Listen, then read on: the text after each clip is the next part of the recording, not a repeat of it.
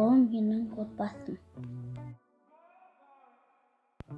Отбасымыздың үлкені атам зейнеткер.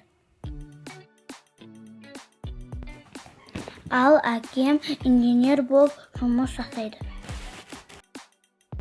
Анам үй шаруасымен айналысады, гүл өсіреді, ас дайындайды.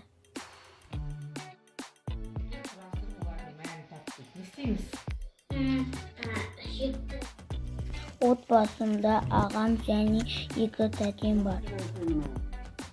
Отбасымызбен тату-тәтті өмір сүреміз. Мен отбасымды жақсы көремін. Одан отбасыдан басталады. Бақытты күндеріміз көп болсын. Ниеттерің қабыл болсын. Оразаларың қабыл болсын. Ниет тілесеңдер, тілектерің қабыл болсын. Аллаху акбар.